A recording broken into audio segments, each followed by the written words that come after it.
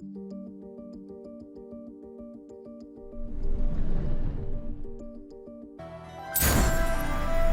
has to be the right way.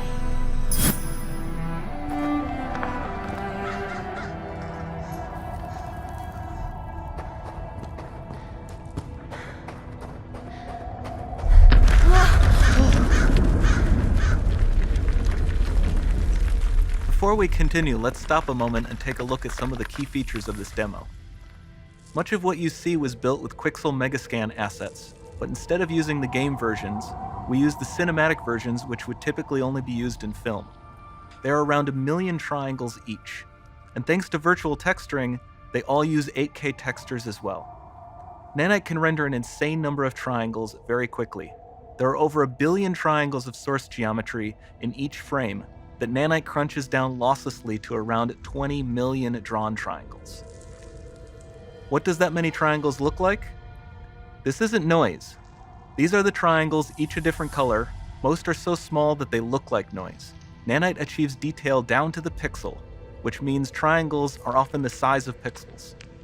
This amount of geometric detail requires shadows to be pixel accurate as well, and Nanite can do that too. Speaking of lighting, all of the lighting in this demo is completely dynamic, with the power of Lumen that even includes multi-bounce global illumination. No light maps, no baking here. Without GI, all of that beautiful lighting is gone. With Lumen enabled, we can move the light and the bounce changes instantly. Okay, let's keep going.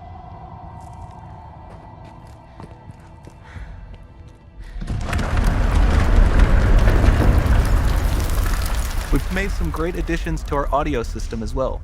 Convolution reverb allows us to measure reverberation characteristics of real spaces, like actual caves that we sampled, and reproduce them in virtual spaces. Sound field rendering allows us to record and playback spatialized audio.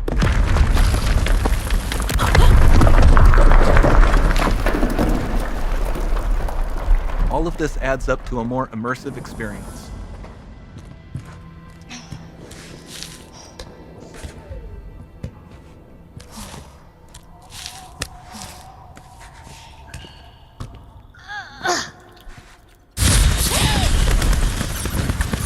This swarm of bats was created with our Niagara effects system. Particles in Niagara can now talk to one another and understand their environment like never before.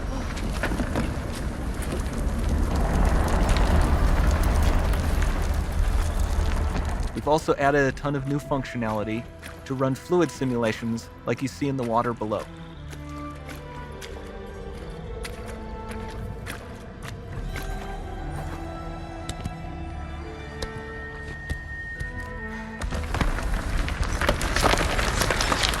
The demo runs on our chaos physics system. Here we are using it to accurately simulate the rigid bodies of the falling rocks and the cloth of her scarf.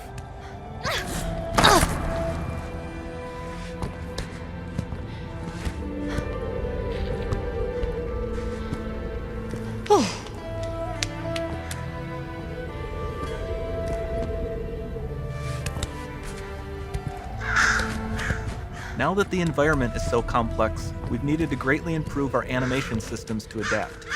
We've added predictive foot placement and motion warping, which dynamically modifies IK and body position to look more natural. For the character to more realistically interact with the environment, we've added the ability to trigger seamless contextual animation events, like her hand on the door. Looks promising.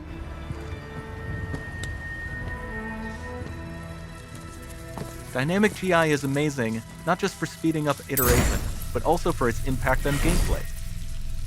Nice. Any light source can move while still having be. beautiful bounce lighting. Dynamic illumination means specular as well, which you can see on all the metal surfaces.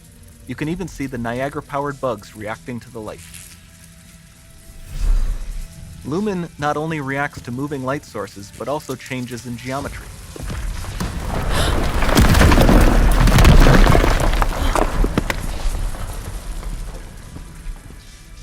Remember we mentioned high poly assets? This statue was imported directly from ZBrush and is more than 33 million triangles. No baking of normal maps, no authored LODs.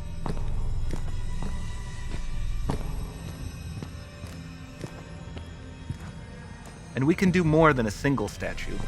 There are nearly 500 of that exact statue at the same detail level placed in this room, for a total of over 16 billion triangles from statues alone. Over this entire demo, there are hundreds of billions of triangles.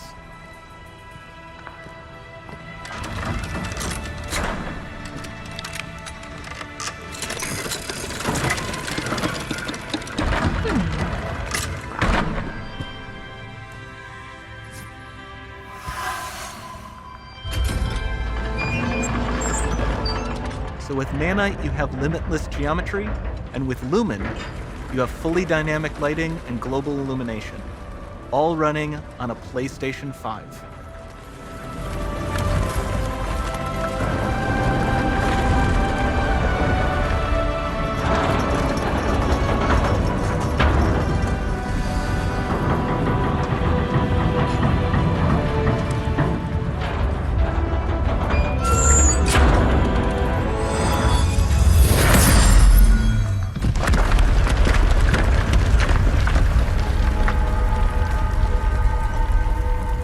There's not much time left. And this doesn't need to be constrained to small rooms. It can stretch all the way to the horizon. The portal, it's open. Don't fail me now.